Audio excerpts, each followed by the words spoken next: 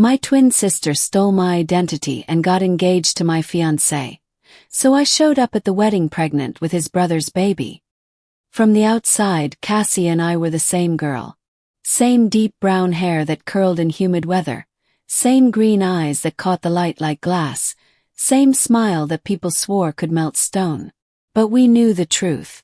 I was the steady one, the one who kept her homework in color-coded binders, who remembered birthdays, who wore sweaters instead of low-cut tops to Thanksgiving dinner.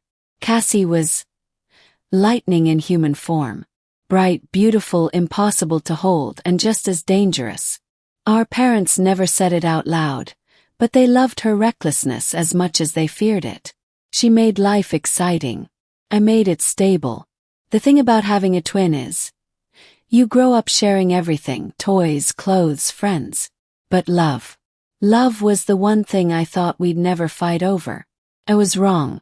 I met Daniel on a Tuesday in late spring. I was rushing out of the community center where I taught after-school English when a tall man bumped into me, spilling the coffee in my hand all over my notes. "Oh God, I'm so sorry." He crouched down, grabbing napkins, his messy hair falling into his face. He looked up at me and smiled in that crooked, apologetic way.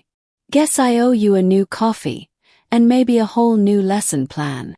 I laughed despite myself. "I'll take the coffee. The kids will forgive me for winging it." He came back the next day. And the next. Turns out, Daniel was volunteering with the youth sports program.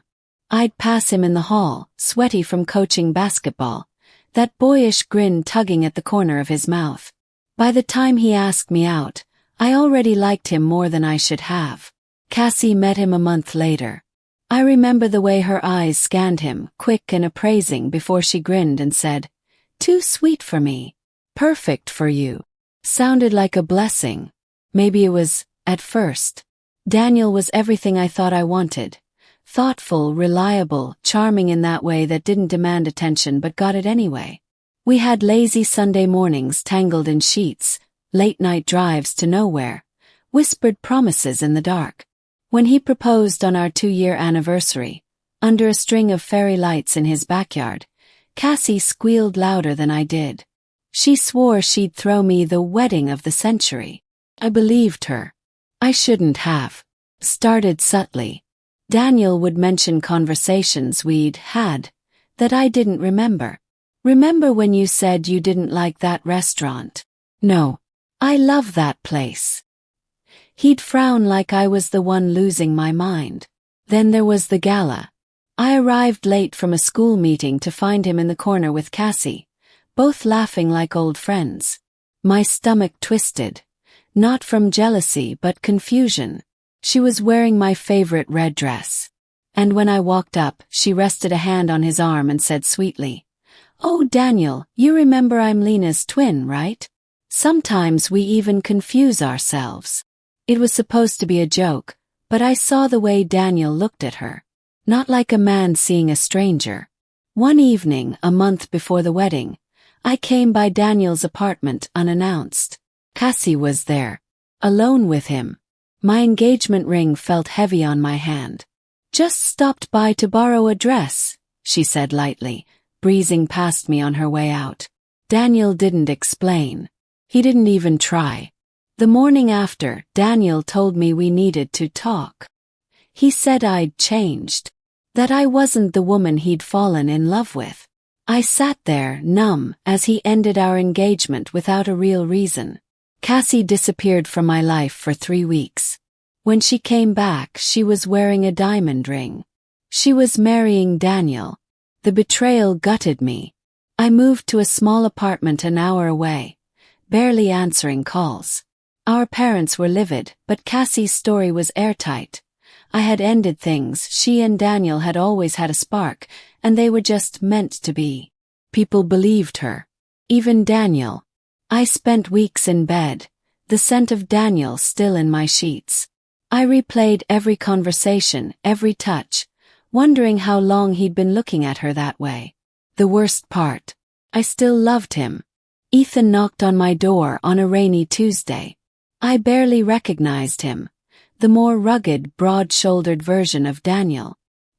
His dark hair was plastered to his forehead, his eyes burning with something close to fury. "I know what she did," he said without preamble.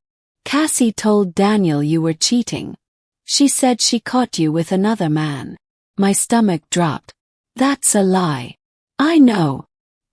He stepped inside without waiting for an invitation. "Cassie's been playing both of you. I've seen the texts she sent him pretending to be you." That night we talked for hours. About Cassie's manipulations, about Daniel's blind spots, about family. Ethan became my lifeline. It happened one night after too much wine and too many tears. I leaned into him during a movie, and he didn't pull away. His hand traced the line of my jaw, his eyes searching mine as if asking permission. When his lips met mine, it wasn't careful. It was hungry, desperate. Months of loneliness and betrayal melted into the heat of his mouth, the weight of his body pressing me into the couch. We didn't stop. Clothes became irrelevant. Words dissolved into gasps. I wasn't thinking about Cassie or Daniel anymore, only about the man holding me like I was something precious. When I woke in his arms the next morning, I didn't feel guilty. 2 months later I noticed the change. It wasn't just the missed period, it was the way my body felt. Different. Tender. Heavy. My emotions sharp enough to draw blood. The test turned positive instantly.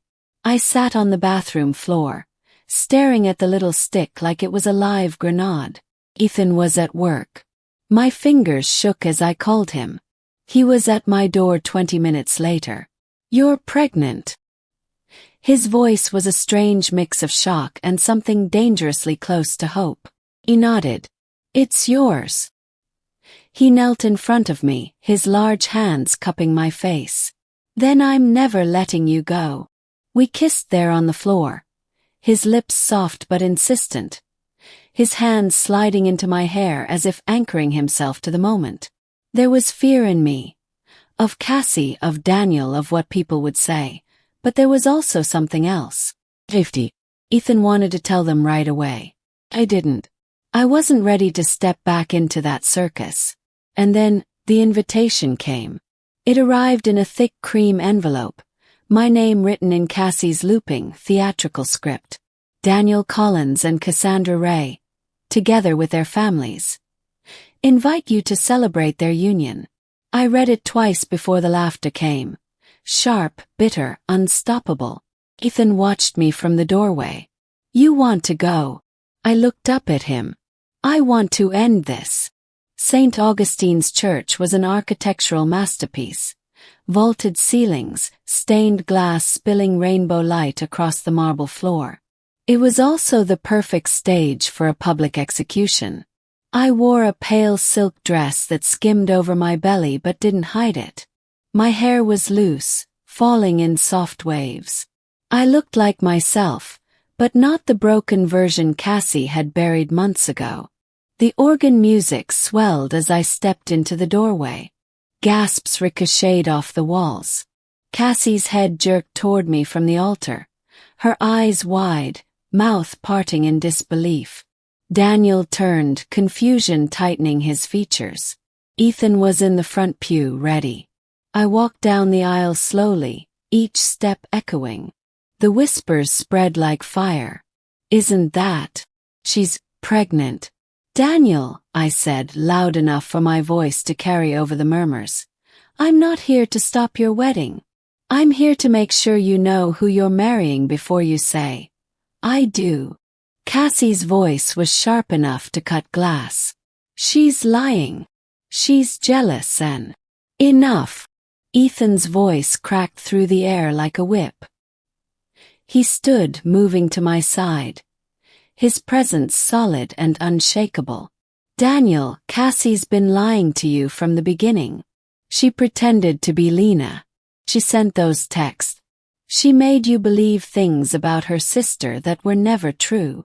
I lifted my chin, my heart pounding. "And I'm carrying Ethan's child." The silence was suffocating.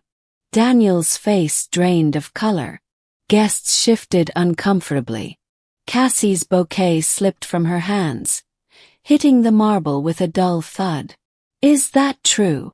Daniel's voice cracked. Cassie opened her mouth, but no sound came. The next 10 minutes were chaos. Daniel walked out without looking back. Guests whispered, some glaring at Cassie, others shaking their heads. The officiant quietly closed his book. Cassie turned on me, her voice venom. "You think you've won? You're pathetic." Ethan's arm wrapped around my shoulders. "No, Cassie. She's free." Part 7. Aftermath and Resolution. We didn't stay to watch the guests scatter. Ethan drove us out of town, the late afternoon sun slanting through the windshield. My hand rested on my belly, feeling the faintest flutter inside me. "You okay?" he asked, glancing at me. He nodded. For the first time in months. Cassie didn't call. She didn't try to explain. Word eventually reached me that she'd moved to another city, chasing another man's money. Ethan and I moved in together before the baby came. The first time he felt the baby kick, he looked at me like I'd just handed him the universe. I still thought about Daniel sometimes, about how he never really knew the truth until it was too late. But I didn't regret what I'd done, because I'd walked into that church with my head high, my hand in the one that would never let go, and a life inside me that no one could twist into a lie. Cassie had stolen my name once. She'd never get it again,